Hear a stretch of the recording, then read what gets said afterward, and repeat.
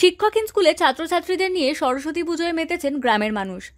সরস্বতী পুজোর পরই বন্ধ হবে স্কুল, কারণ কিছুদিন আগে অবসর নিয়েছেন স্কুলের একমাত্র শিক্ষক। স্কুল পড়ুয়াদের কি হবে ভবিষ্যৎ, তা নিয়েই দুশ্চিন্তায় অভিভাবকেরা। দ্রুত স্কুলে একজন শিক্ষক নিয়োগ হোক দাবি অভিভাবক থেকে গ্রামবাসীদের। যে স্কুলে আজ বিদ্যাদেবীর আরাধনাও হাতেখড়ি হচ্ছে, পুজোর পর সেই স্কুলে বন্ধ হয়ে যাবে পঠন পাঠন। ভাবলেই মন ভারাক্রান্ত হয়ে পড়ছে অভিভাবক থেকে গ্রামবাসীর।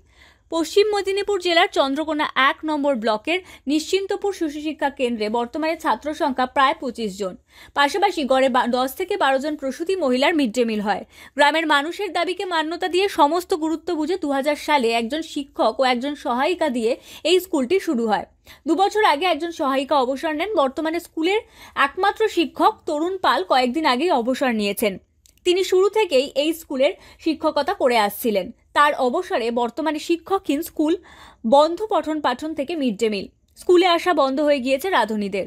আর সেই স্কুলেই আজ বাণী বন্দনায় মেতেছেন গ্রামের মানুষজন ও স্কুল পড়ুয়ারা। তবে সকলেরই মুখ ভার। এদিন স্কুলে উপস্থিত হয়েছেন অবসরপ্রাপ্ত শিক্ষক তরুণ পালও।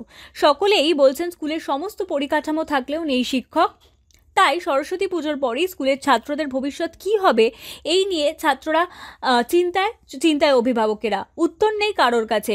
একেবারে প্রত্যন্ত গ্রামের এই স্কুলটি, এই গ্রাম থেকে বেশ কয়েক কিলোমিটার দূরে অন্যান্য স্কুলগুলি।